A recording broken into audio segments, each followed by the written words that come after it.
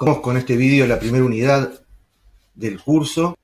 Como les adelanté en la presentación de los contenidos del curso, la intención de esta primera parte es aproximarnos a algunas formas de conocimiento, dos de ellas distintas de lo que llamamos ciencia, y finalmente una teoría científica, el evolucionismo, el darwinismo y el neodarwinismo. Los objetivos son dos. En primer lugar, llamar la atención, insistir sobre el hecho de que la ciencia es una de tantas formas de conocer, que la ciencia es un producto de los seres humanos, complejo, muy rico, con variantes, con aplicaciones, pero que no es la única. No, han existido muchas otras antes y actualmente coexiste con otras. El segundo objetivo es poner en contexto las discusiones, los debates en torno a las mejores formas de hacer ciencia que comenzaron a producirse de manera sistemática, al menos como las conocemos hoy, entre fines del siglo XIX, principios del siglo XX, ver un poco de por qué estaban debatiendo, cuál era el motivo de esos debates, de esa discusión, que no era otro que tratar de separarse de otras formas de conocimiento. Entonces, para entender por qué nos queremos distinguir de otros, es importante conocer, aunque sea a vuelo de pájaro, quiénes son esos otros. El contenido de la presentación, bueno, insistir un poco sobre esto de la multitud de formas de conocimiento que nos hemos dado los seres humanos, proponerles una estrategia, luego, para abordar cualquier forma de conocimiento, incluso la científica, a través de 4 preguntas. Seguidamente, discutir utilizando un fragmento del libro Representar e Intervenir de Ian Hacking, un fragmento largo, discutir las dificultades de conocer otras formas de conocer formas de conocer distintas a la nuestra, y finalmente llamar la atención sobre los riesgos de ir por 2 extremos, que los llamo la puerta de emergencia y el abismo. Y bueno, vamos a ver de qué se trata. Pero comencemos por lo que veníamos diciendo, lo que decíamos al inicio de la presentación y que todos ustedes y todas ustedes saben. La ciencia es un artefacto humano, creo que así la denomina en alguna oportunidad Ian Hacking. Es un producto de la interacción humana. Los seres humanos tenemos esa capacidad extraordinaria, quizás distintiva de la especie, de producir conocimiento, de acumularlo, de sistematizarlo, de transformarlo en modos de acción. Y esto ha sido así desde que comimos del árbol del conocimiento del bien y del mal, desde los orígenes. Algunas de estas formas son hegemónicas, son dominantes, son oficiales, digamos, en determinados momentos y lugares. La ciencia es la forma de conocer oficial para nosotros. Sin embargo, hubo otras que fueron oficiales o que fueron dominantes, incluso otras que son hoy día oficiales, por llamarlas de algún modo, porque no es solamente una cuestión de tiempo, sino también de lugares, de comunidades. Y estas distintas formas, como les decía, muchas veces coexisten, conviven. A pesar de que exista una dominante, otras permanecen en formas degradadas muchas veces, con los restos, digamos, de formas mucho más complejas de conocimiento, permanecen hasta nuestros días. Aquí en este collage tenemos budistas, tenemos una una científica observando en un microscopio, tenemos una ceremonia maya, alquimistas, rabinos, una pintura egipcia, bueno, un chamán, todos son representantes de distintas formas de conocer. Hace algún tiempo ya en Occidente vivimos en algo bien interesante, y es que con la crisis de este modo dominante de pensar, de conocer, que comenzó a gestarse en la década del 60 del siglo pasado, han resurgido muchas de estas formas y forman parte de nuestra vida cotidiana. De ese modo degradado, ahora vamos a ver un ejemplo que a mí me parece por lo menos muy interesante al respecto. Aparece la New Age, por ejemplo, que es una etiqueta bajo la cual se pueden incluir un montón de estas formas degradadas de sistemas de conocimiento anteriores al científico. Les decía que les iba a proponer una estrategia para acercarse a cualquiera de estas formas. Y la estrategia es la misma que les había sugerido en el primer vídeo. Si uno quiere saber de qué va una propuesta de conocimiento, puede preguntarle a esa propuesta qué preguntas intenta responder. Y yo creo que esto se puede plantear en términos genéricos. Y se puede decir, bueno, cualquier forma de conocimiento, cualquier sistema de conocimiento intenta de algún modo responder o deshacerse, como vamos a ver más adelante, estas preguntas. La primera pregunta es, ¿qué es el mundo? Cualquier forma de conocimiento tiene una respuesta acerca de qué es el mundo. Y esa es la base para conocer. Recuerdan lo de los supuestos que vimos en los primeros vídeos. Yo le pongo entre paréntesis importante en. ¿Qué es importante en el mundo? Para hacerlo un poco más preciso. ¿Por qué? Porque un budista, un chamán, un rabino y un biólogo pueden coincidir en que el mundo es mesas, sillas, paredes, autos, árboles. Quiero decir, en ese nivel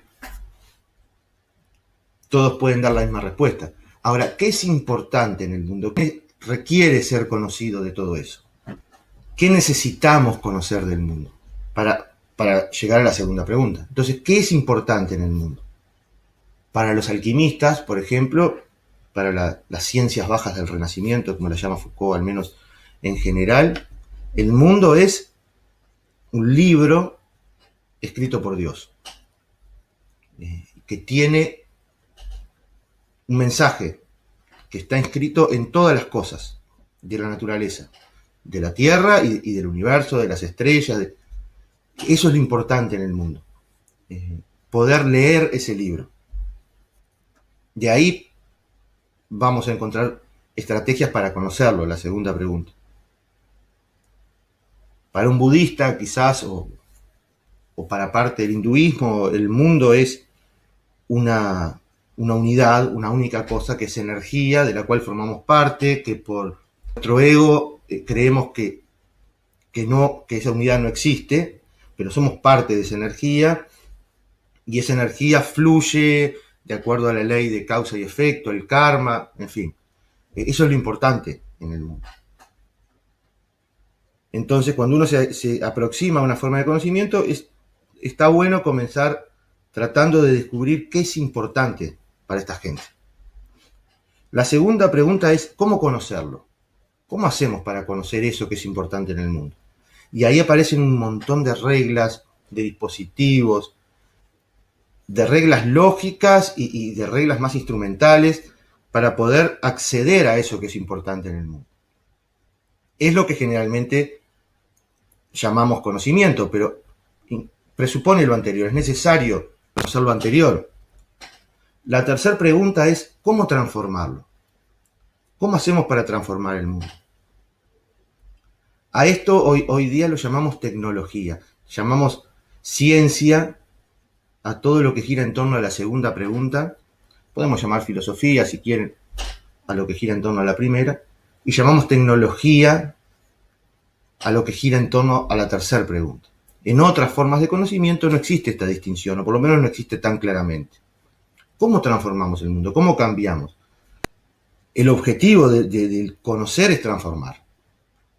Sé que hay distintas posiciones filosóficas al respecto.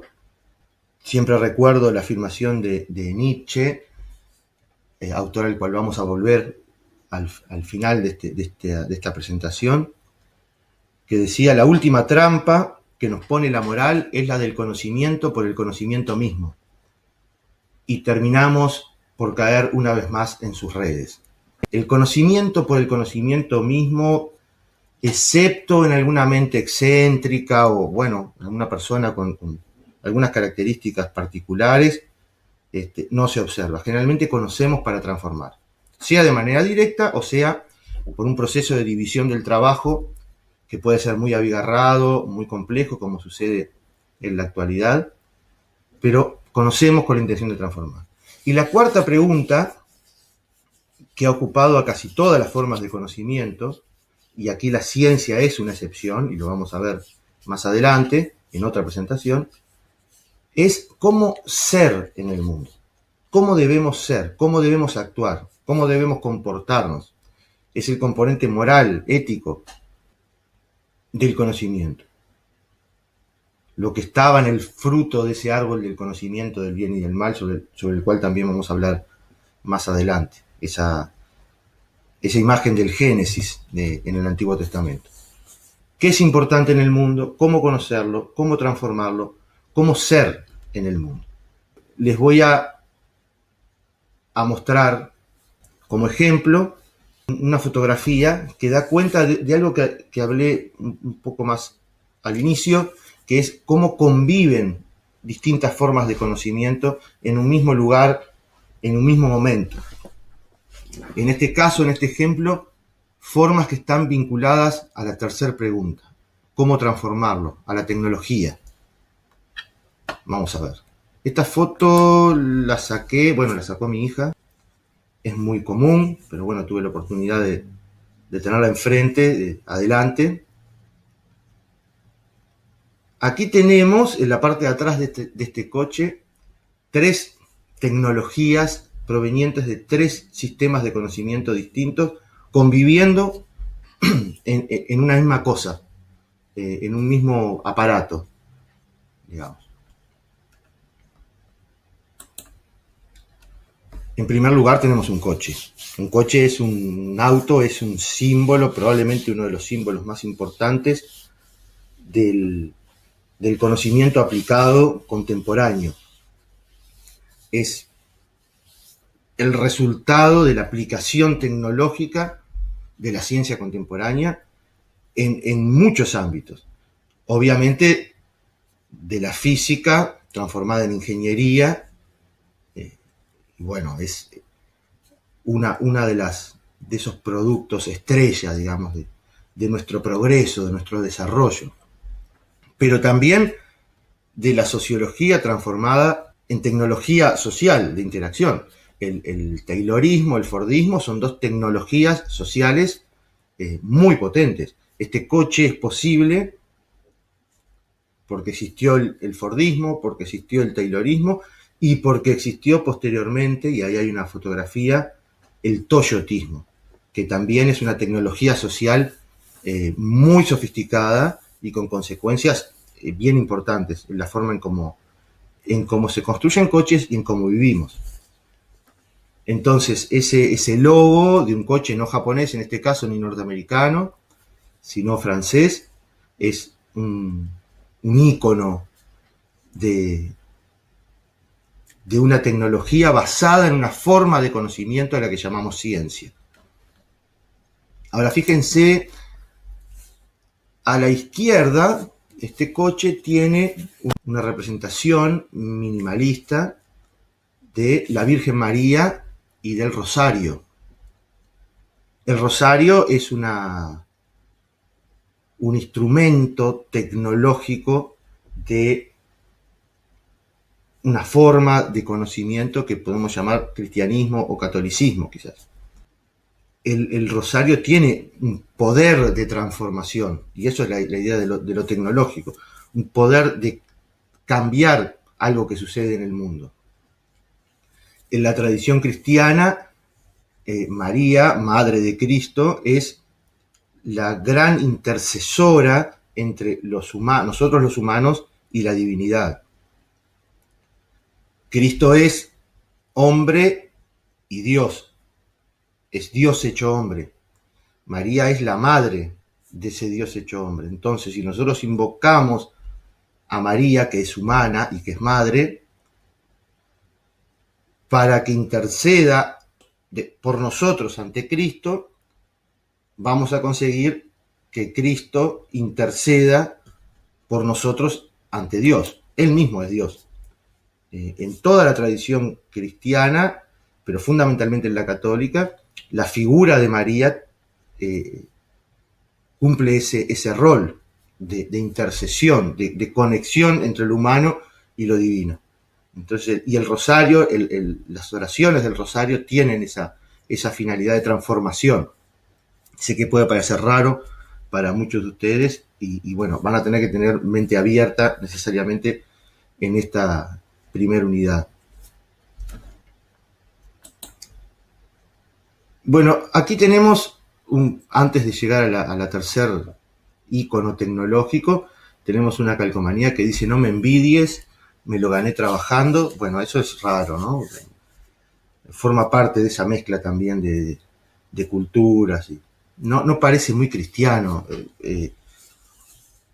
No se ajusta mucho al sermón de la montaña, digamos, esto: no me envidies, me lo gané trabajando, a la humildad, al desapego, al abandonar lo material, las cosas de este mundo, ¿no?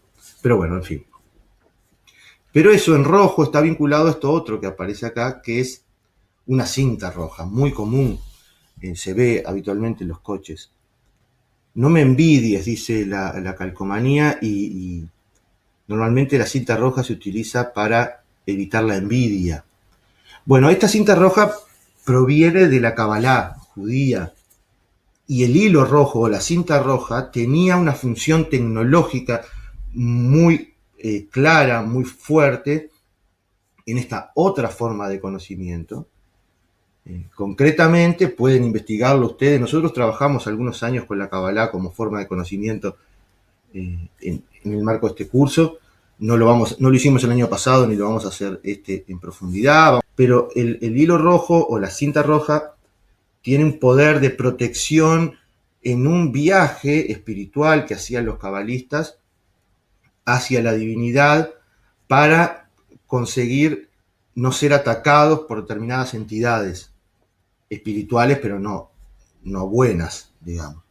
Se inscribe en una serie de dispositivos tecnológicos.